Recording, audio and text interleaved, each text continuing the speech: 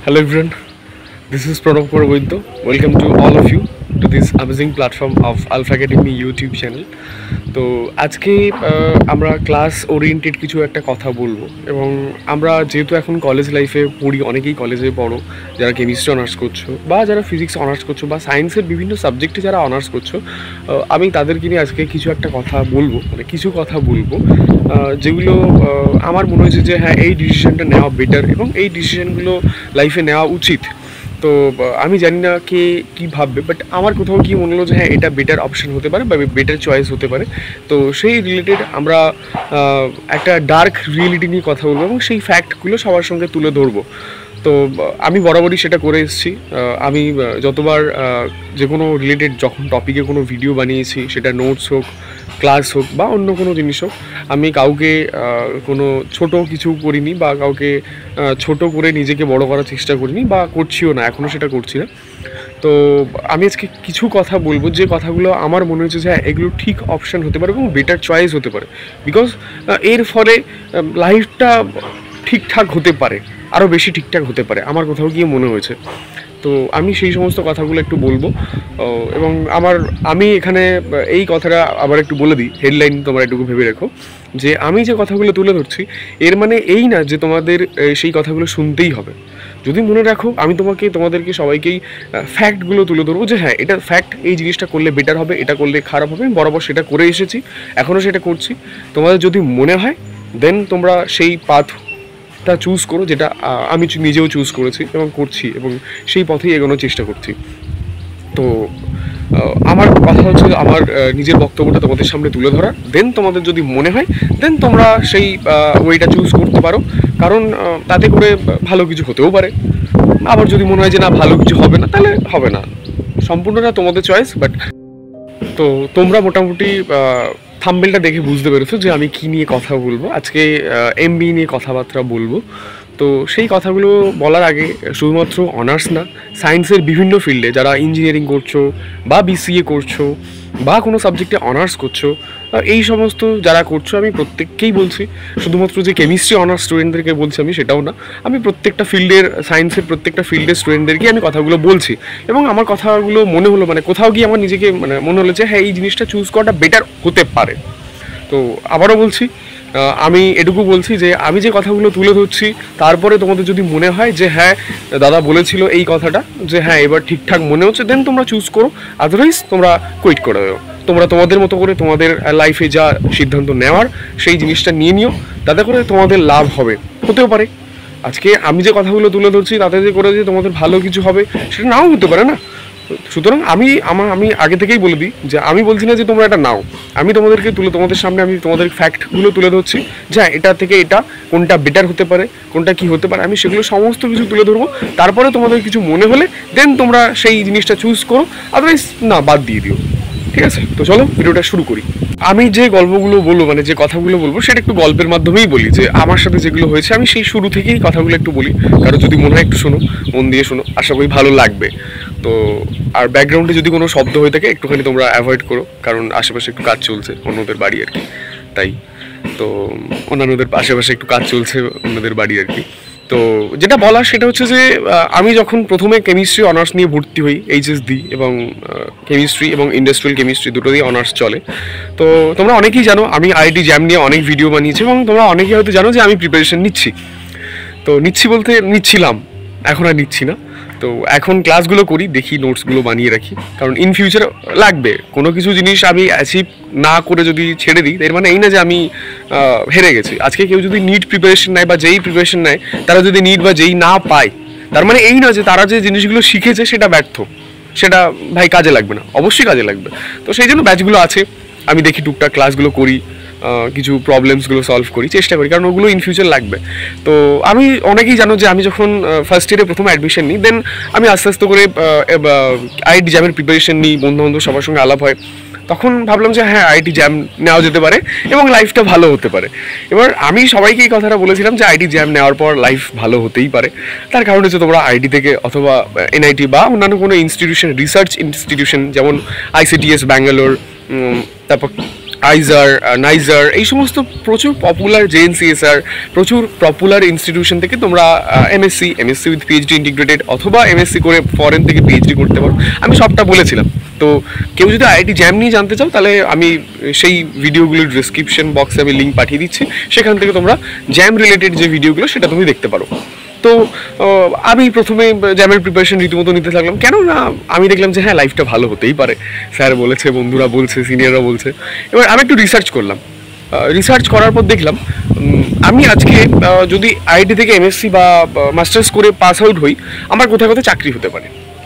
যেটা কথা সেটা হচ্ছে যে ম্যাক্সিমাম আইআইটিতে, শুধু এটা আমি বলছি না, আমি তোমাদেরকে প্রুফও দিয়ে দেখিয়ে দিচ্ছি এবং এই স্ক্রিনে দেওয়া রয়েছে। আর কারোর যদি মনে হয় যে না, তাতেও যদি কারোর সন্দেহ থেকে থাকে, তোমরা প্রত্যেকটা আইআইটির ওয়েবসাইটে যাবে, IIT Kharagpur, IIT Bombay, IIT Delhi, NIT সব জায়গায় তোমরা যদি দেখো, বিশেষ করে রিসার্চ ইনস্টিটিউশন, অর্থাৎ যেখানে তোমরা আইজার, নাইজার, জেএনসিএসআর এই সমস্ত জায়গায় কিন্তু প্লেসমেন্ট হয় না, এগুলোতে প্লেসমেন্ট হয় না, এটা সম্পূর্ণ রিসার্চের জন্য।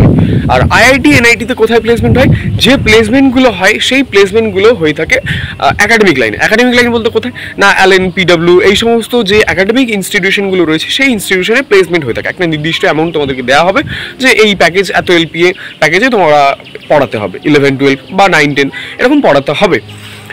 এবার কথা হচ্ছে কোনো আইআইটি বা এনআইটি এই যে যেখানে যেখানে প্লেসমেন্ট হবে 100% কিন্তু কোথাও প্লেসমেন্ট হয় না, 100% প্লেসমেন্ট হয় না, ঠিক আছে।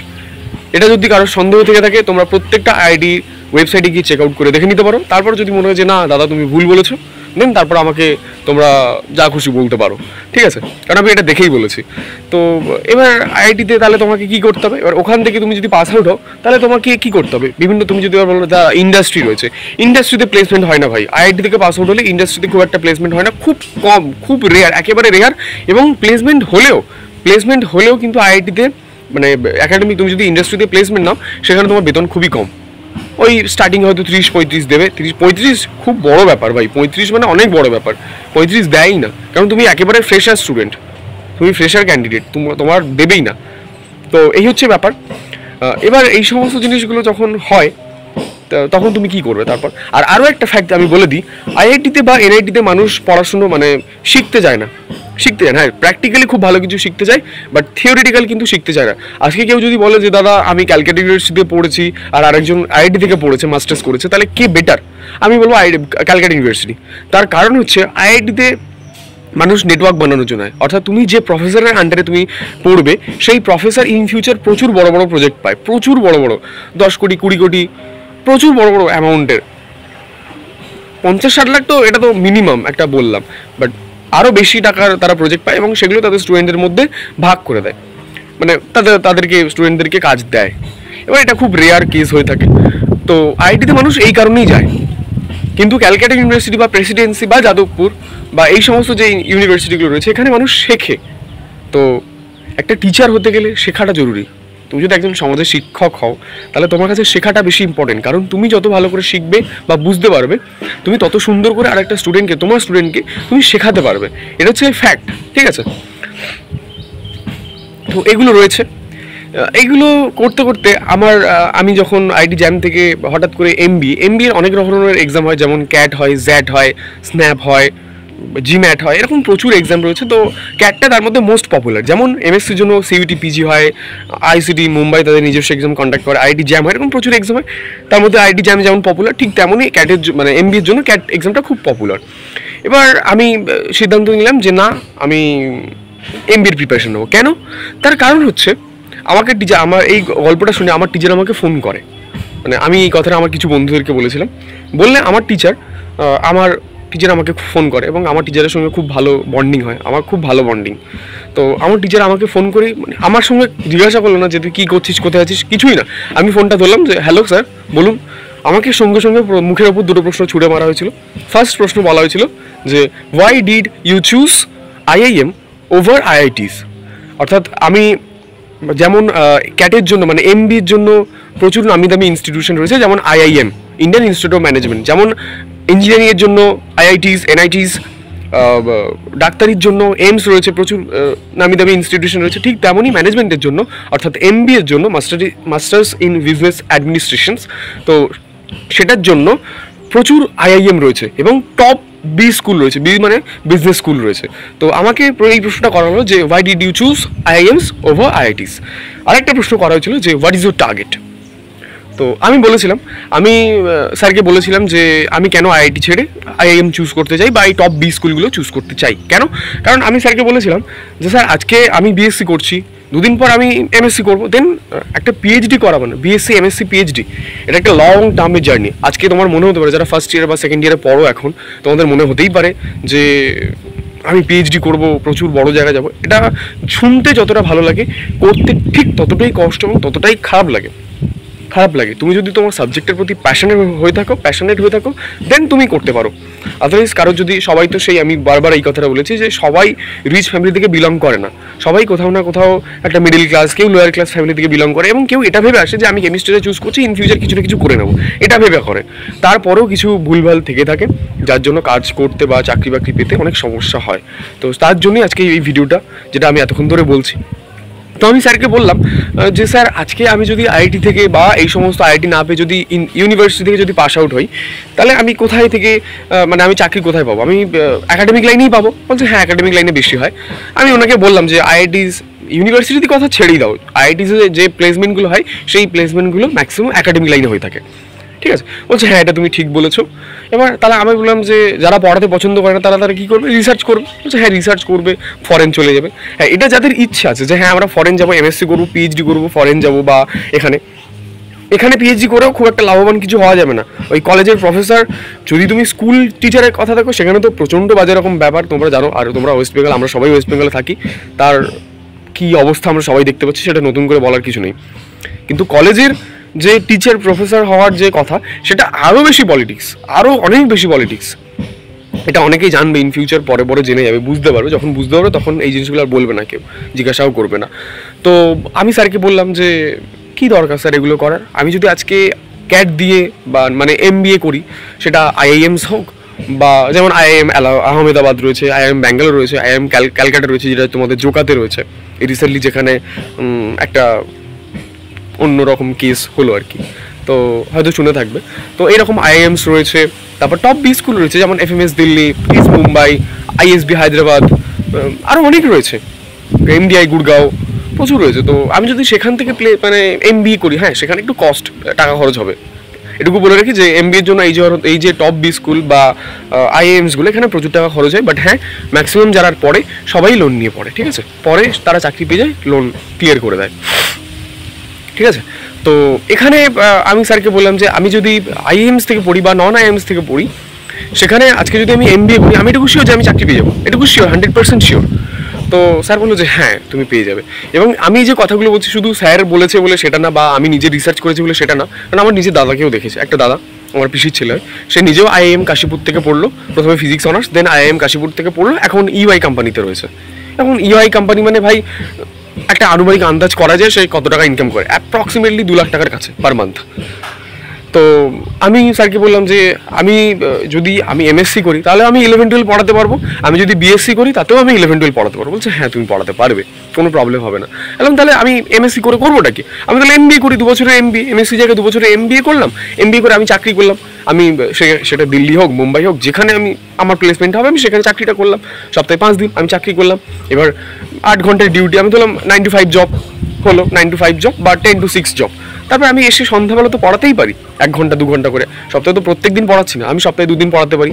বা এই যে আমার মতো প্রত্যেকটা ইউটিউব প্ল্যাটফর্ম রয়েছে, বা তোমরা যদি একটা ওয়েবসাইট বা অ্যাপ লঞ্চ করতে পারো, সেটার থ্রুতেও তোমরা অ্যাপে পড়াতে পারো 11-12, এবং সেখানে একটা এক্সট্রা আর্নিং হয় যে আমি চাকরি করছি, চাকরির পাশাপাশি আমরা পড়াতে পছন্দ করি, তাই প্যাশনেট হয়ে আমরা পড়ছি। কারণ ম্যাক্সিমাম স্টুডেন্টের কাছে এই জেনারেশনে চাকরি পাওয়াটা খুব ইম্পর্টেন্ট, টাকাটা অনেক বেশি ইম্পর্টেন্ট। কারণ দিন শেষে গিয়ে আমরা যতই গল্প মারি না কেন, কারণ টাকাটা সেখানে ইম্পর্টেন্ট। হ্যাঁ, আমি কাউকে বলছি না যে টাকা ইনকাম করার জন্যই তোমরা পড়াশোনা করো, না সেটা না। পড়াশোনাটা করাই শুধুমাত্র টাকা ইনকাম করানোর জন্য না, একটা ভালো মানুষের মতো মানুষ হওয়ার জন্য, সব কিছু করার জন্যই পড়াশোনাটা করা ইম্পর্টেন্ট। আমি এটা কাউকে বলবো না যে পড়াশোনা শেখা হয় শুধুমাত্র টাকা ইনকাম করার জন্য, না এটা না। বাট অ্যাপ্রক্সিমেটলি তো কিছু একটা করা দরকার, যে কিছু তো একটা করতে হবে, নাহলে তোমার সংসারটা চলবে কী হবে? তুমি তোমার নিজের ফ্যামিলিটাকে চালাবে। যখন তোমরা বড় হবে এই জিনিসগুলো বুঝতে পারবে যে আজকে যখন তোমার ফ্যামিলিতে তোমার বাবা মা আছে, কারোর ফ্যামিলি থেকে বাবা মা চাকরি করে, কারোর ব্যবসা করে, কারোর হয়তো খুব গরিব, দিনমজুর, কারোর কেউ কোনো ছেলেমেয়ে রয়েছে যাদের বাবা মা এইগুলো, তো সেখানে এই প্রবলেমগুলো হতেই থাকবে। তখন তাদের কাছে চাকরি পাওয়াটা মানে ব্যবসার থেকে বিজনেসের থেকে টাকা চাকরি পাওয়াটা কিছু একটা পাওয়াটা সেটা বেশি ইম্পর্টেন্ট হয়ে দাঁড়ায়। তো তখন যখন তোমরা একটা ভালো স্টুডেন্ট, সেখানে কেন ভাই তোমরা এই সমস্ত জিনিসগুলো করবে নিজেদেরকে, যে ভাই হচ্ছে না ছেড়ে দেবো, ওয়েস্ট বেঙ্গলে চাকরি নেই, না ভাই লেগে থাকো। তো আমি এই কারণে বলেছিলাম যে তাতে করে আমি আইআইএমস চুজ করছি স্যার। তো তখন বলেছিল যে ঠিক আছে। আমি আবার টার্গেটটা, তারপর আমার নেক্সট প্রশ্ন যেটা ছিল যে হোয়াট ইজ ইউর টার্গেট। তো আমার টার্গেটটা আমি বলেছিলাম যে আমি 9 to 5 জব করবো, আর আমি তো পড়াতে খুব পছন্দ করি, আমি অফলাইনে পড়াই, প্রচুর স্টুডেন্ট পড়াই। তো সেখানে আমি স্যারকে বলেছিলাম যে আমি ওই ফিরে এসে অনলাইন পড়াবো, তাতে করে স্টুডেন্টদের সঙ্গে একটু কানেক্ট থাকবো, বেশ ভালো হবে, তাদের প্রবলেমগুলো জানবো, তাদেরকেও কিছু সলিউশন দেওয়ার চেষ্টা করবো। তো তখন বলেছিল যে ঠিক আছে প্রণব, তুমি তোমার কাজটা করো, তোমাকে কিছু করতে হবে না, তোমাকে এমএসসি করতে হবে না। তো এটা সম্পূর্ণ ডিপেন্ড করে তোমার জন্য, মানে তোমার উপর আর কি ডিপেন্ড করে যে তুমি আজকে কি করতে চাইছো। যদি তুমি মনে করো যে আমার কাছে চাকরি পাওয়াটা বেশি ইম্পর্টেন্ট, তাহলে তুমি এমবিএ চুজ করো। আর যদি মনে করো যে না আমার কাছে টাইম আছে, অনেক টাইম আছে, আমি পড়ি, তারপর ভাববো কি করবো না করবো, দেন তোমরা এমএসসি করতে পারো। তারপর যদি মনে হয় পিএইচডি করো, আর না হলে ওই সিএসআই আর নেট গেট এটা ওটা এক্সাম দিয়ে ডিআরডিও এনজিসি এই সমস্ত ট্রাই করো যদি হয়। আর যদি না হয় সেখানে আবার একটা প্রবলেম যে হলো না, এত ট্রাই করলাম। তো এই জন্য আমি আইএমস চুজ করেছি, এবং আমি আজকে এই ভিডিওটা প্রত্যেকের সামনে তুলে ধরলাম এই কারণে, কারণ অনেকেই আছো যাদের অনেক রকমের প্রবলেম থেকে থাকে। তো কিছু প্রবলেমের জন্য আমি ভিডিওটা করলাম, আমার মনে হলো করা উচিত এবং প্রত্যেককে বলা উচিত, তাতে করে সবাই যদি কারোর যদি কোনো কাজে লাগে সেটাই, তার জন্যই আমি আজকে ভিডিওটা করলাম। আরও একটা ফ্যাক্ট তোমাদের সামনে তুলে ধরি। সাপোজ তুমি কলকাতা থেকে তুমি এমবিএ করেছো, তুমি কলকাতা আইআইএম ক্যালকাটা হতে পারে বা অন্য কোথাও থেকে তুমি ইন্ডিয়া থেকেই এমবিএ করেছো। তোমার আরেকটা বন্ধু সে কোনো আইআইটি বা এনআইটি বা কোনো রিসার্চ ইনস্টিটিউশন থেকে এমএসসি করে সে ফরেন গেছে। তাহলে তোমরা বলতে পারো যে দাদা ফরেন গেছে তাহলে অনেক টাকা ইনকাম করে। আমি ধরলাম সে 1.5 লাখ টাকা পার মান্থ ইনকাম করে, সেখানে তো আমাদের মতো কারেন্সি হয় না, সেখানে ডলার হিসেবে হয়, কারেন্সিটা ডলারে কনভার্ট থাকে। আমি ধরলাম সে অ্যাপ্রক্সিমেটলি ইন্ডিয়ান কারেন্সিতে 1.5 লাখ টাকা ইনকাম করে। তুমি এখানে 1.5 লাখ টাকা ইনকাম করছো, তুমি তোমার ইন্ডিয়াতে 1.5 লাখ টাকা ইনকাম করছো এমবিএ করে, তোমার বন্ধু এমএসসি করে ফরেনে গিয়ে 1.5 লাখ টাকা ইনকাম করছে। এবারে কথা হচ্ছে যে কার বেশি তাহলে প্রফিট? বন্ধুর একটাই প্রফিট, বন্ধু ফরেন যাচ্ছে, ফরেন ট্রিপগুলো হচ্ছে এটা। বাট বন্ধু তো ওখানে যাচ্ছে, ওখানে তার নিজস্ব ঘর নেই, সেখানে তার যে গিয়েই তো সঙ্গে সঙ্গে ঘর বাড়ি করতে পারবে না, অনেক সময় লাগে, অনেক টাকা পয়সারও ব্যাপার স্যাপার থাকে।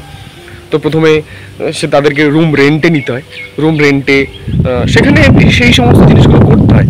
এবার কথা হচ্ছে বন্ধু যে ওই সমস্ত জিনিসে তো টাকা পয়সা মোটামুটি খরচ হয়েই যাচ্ছে, যে টাকাটা ইনভেস্ট করছে ইন ফিউচার 5 বছর বা 2 বছর পর সে যখন ইন্ডিয়াতে আসবে, সাপোজ সে 5 বছর পর ইন্ডিয়াতে ফেরত আসতে চাইছে, সেখানে সে যে টাকাটা রেখেছে ইনভেস্ট করেছে, সাপোজ ধরলাম সে টাকাটা জমিয়েছে হয়তো 20 লাখ 30 লাখ টাকা বা 50 লাখ টাকা 5 বছরে সে জমিয়েছে, ধরলাম 50 লাখ টাকা।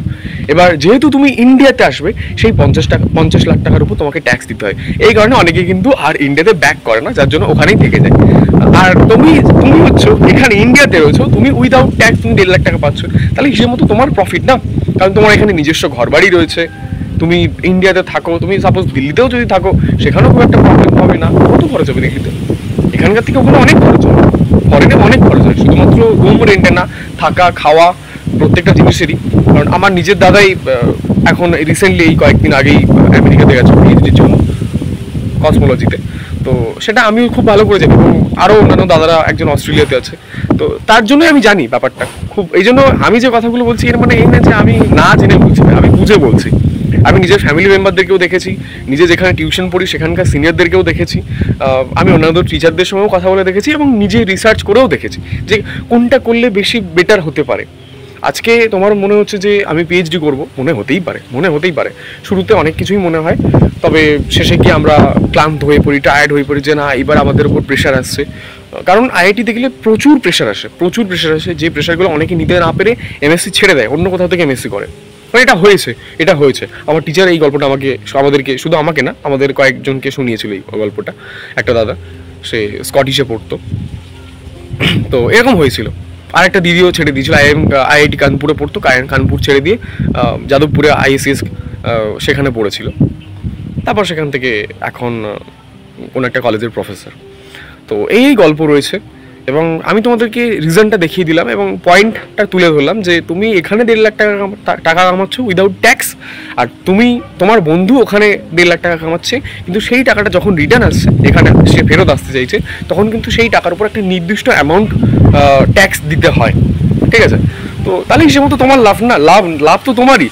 তুমি চাইলে সে প্রত্যেক বছর তোমার কাছে যেহেতু তুমি 1.5 লাখ টাকা করে ইনকাম করছো, তুমি চাইলে প্রত্যেক বছর একটা করে ইন্টারন্যাশনাল ট্রিপ করতেই পারো, ফ্যামিলিদেরকে মেম্বারকে নিয়ে বা বন্ধুদের সাথে ঘুরে আসতেই পারো 1-1.5 মাসের জন্য বা 1 মাসের জন্য বা 1 সপ্তাহ 10-15 দিনের জন্য যেতেই পারো।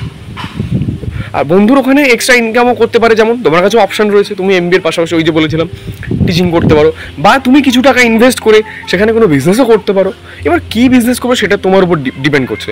তুমি নর্মাল অন্যান্য আর 5টা মানুষের মতো বিজনেস করবে, নাকি তুমি যেহেতু কেমিস্ট্রি ব্রাঞ্চ বা ফিজিক্স ব্রাঞ্চে রয়েছে সেই রিলেটেড কিছু বিজনেস করবে, সেটা সম্পূর্ণ তোমাদের নিজস্ব ব্যক্তিগত বিষয়। বাট আমি তোমাদেরকে পয়েন্টগুলো তুলে ধরলাম যে হ্যাঁ এই পয়েন্টগুলো করতে পারো। বাট এই যে বিজনেসগুলো, এগুলো একজন ফিমেল স্টুডেন্টের কাছে, অর্থাৎ একজন গার্লস স্টুডেন্টের কাছে এটা একটু ইম্পসিবল বলবো না, বাট একটু চ্যালেঞ্জিং, বাট ট্রাই করলে অবশ্যই হবে, অবশ্যই তোমরা করতে পারো। তো আজকে আমি এই গল্পগুলো বললাম, কেন বললাম তার কারণ হচ্ছে অনেকেই আছো বা অনেকেই আছি আমরা যারা মিডল ক্লাস বা লোয়ার ক্লাস, অনেকেই আছে খুব রিচ ফ্যামিলি থেকে বিলং করে। বাট যারা রিচ ফ্যামিলি থেকে বিলং করে তাদের কোনো প্রবলেম হয় না। আজকে সে যদি 25 বছরের জায়গায় 30 বছরেও চাকরি পায়, সেই রিচ ফ্যামিলির ছেলেটি, তাতেও কোনো সমস্যা নেই। সে 50,000 টাকা যদি 40,000 টাকা বা 30,000 টাকা যদি চাকরি পায়, তাতেও কোনো সমস্যা নেই। কারণ কি? কারণ সে রিচ ফ্যামিলি থেকে বিলং করে। কিন্তু যে মিডল ক্লাস বা লোয়ার ক্লাস ফ্যামিলি থেকে বিলং করে, তার কাছে একটা চ্যালেঞ্জ যে হ্যাঁ আমাকে 25 থেকে 26 বছরের মধ্যেই আমাকে সেটেল হতে হবে। এই যে ঘর বাড়ি যদি না থাকে সেখানে ঘর বাড়ি করতে হবে, নিজের একটা ফ্যামিলি, সেই ফ্যামিলিটাকে ঠিকঠাক করে গোছাতে হবে, তারপর আমি বিয়ে টিয়ে তো রয়েইছে, সেগুলো সমস্ত জিনিসই রয়েছে। তো এটা একটা one of the most challenging part হয়ে দাঁড়ায়।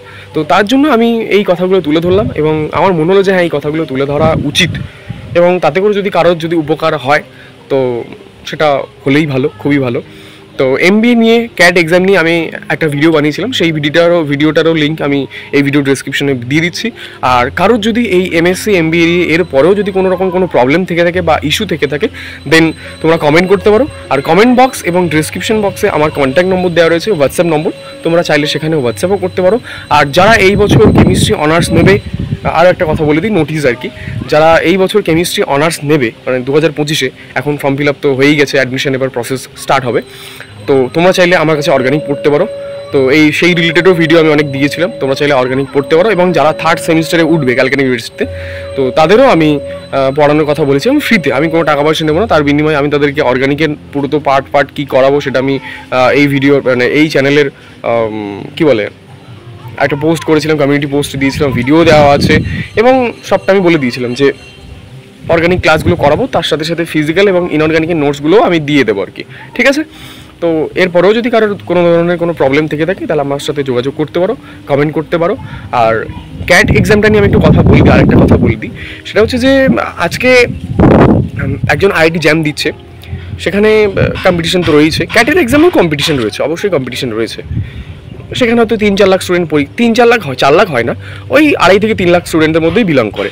তবে হ্যাঁ 100-র উপরে কলেজ রয়েছে, 100-র উপরে আইআইএম এবং নন আইআইএম মিলিয়ে টোটাল 100-র উপরে কলেজ রয়েছে। এবং ক্যাটের যে সিলেবাসটা সেটা 5টা পার্টে ভাগ থাকে, এবং ইজি সিলেবাস আমি এই কারণে বলছি কারণ 5টা পার্ট কী কী, একটা হচ্ছে কিউএ যেটাকে বলা হয় কোয়ান্টিটেটিভ অ্যাপটিটিউড বা কোয়ান্ট বলে অনেকে, আর একটা হচ্ছে ভিএআরসি, মানে ভিএ মানে তোমার ভার্বাল অ্যাভেলেবিলিটি, আর আরসি মানে তোমার কী ছিল, কিছু একটা ছিল আরসির, ভুলে গেছি আমি। আর এদিকে ছিল এলআরডিআই, লজিক্যাল রিজনিং এবং ডাটা ইন্টারপ্রিটেশন। ঠিক আছে, এই ধরনের পার্টগুলো ছিল, এবং সেখানে প্রত্যেকটা প্রশ্নের মান 3 করে, এবং 66টা প্রশ্ন থাকবে, প্রত্যেকটা মিলিয়ে সব মিলিয়ে টোটাল 66টা প্রশ্ন থাকবে। 66টার মধ্যে 3 মার্কস করে হলে 198 হয়। তো তার মধ্যে অ্যাপ্রক্সিমেটলি তোমরা যদি 70 মতো মার্কস পেতে পারো, 180-র মধ্যে, ওই 200-র মধ্যে, ওই 198-এর মধ্যে যদি 65 থেকে 70-এর মধ্যে মার্কস করতে পারো, তোমরা আইআইএম বা নন আইআইএম টপ সেখানেও তোমরা পেতে পারো। ঠিক আছে, তো সেটা নিয়ে যে ভিডিওটা বানিয়েছি সেটা তোমরা দেখে নিও। আর কারো যদি কোনো কোয়ারিজ থেকে থাকে দেন তোমরা আমার সাথে যোগাযোগ করতে পারো, কি বই ফলো করেছি, কি করেছি সেটাও সেই ভিডিওতে দেওয়া রয়েছে। তারপরেও কারো যদি কোনো কিছু জানার প্রয়োজন মানে তোমরা যদি মনে করো যে হ্যাঁ কিছু জানার প্রয়োজন আছে, দেন তোমরা কমেন্ট করতে পারো অথবা আমার সঙ্গে যোগাযোগ করতে পারো, আমি ইন ডিটেলসটা বলে দেবো। ঠিক আছে, তো চলো সবাই খুব ভালো থেকো, সবাই ভালো করে প্রিপারেশান নিও, লাইফের জার্নি সবার খুব ভালো হোক। আমি এবং আমরা সবাই চাই যে আজকে যারা পড়াশুনো করছো, কারণ বেঙ্গলের অবস্থা খুবই খারাপ, আরও দিনের পর দিন আরও খারাপ হবে, ভালো তো হবেই না, কোনো এক্সপেকটেশন রাখাই যায় না এই গভর্নমেন্টের উপর। তো চেষ্টা করবে ভালো কিছু করার। তো আমরা সবাই চাইবো যে সবাই কিছু ভালো কিছু করুক, যারা মিডিল ক্লাস, লোয়ার ক্লাস বা যারা রিচ ফ্যামিলি থেকে বিলং করে, প্রত্যেকেই আমরা সবাই চাইবো যে প্রত্যেকের মতো একটা নির্দিষ্ট জায়গায় স্টেবল হই, ঠিক আছে? তো সবাই খুব ভালো থাকো, তাদের সবাইকে অল দ্য ভেরি বেস্ট, যারা এরকম একটা পজিশন থেকে উঠে এরকমের এক্সামগুলোর প্রিপারেশন নিচ্ছ। লাইফে কখনো হার মানবে না, অবশ্যই কিছু একটা হবে, প্রত্যেকের কিছু না কিছু হয়েই যাবে, সেটা নিয়ে ভাববে না, টাইম এলেই সব হয়ে যাবে, ঠিক আছে? তো চলো টাটা, সবাই খুব ভালো থেকো, দেখা হচ্ছে আবার কোনো একটা ভিডিও নিয়ে। ক্লাস তো অবশ্যই আসবে, আর চ্যানেলে নতুন হয়ে থাকলে অবশ্যই চ্যানেলটা সাবস্ক্রাইব করে দিও, ঠিক আছে? চলো টাটা।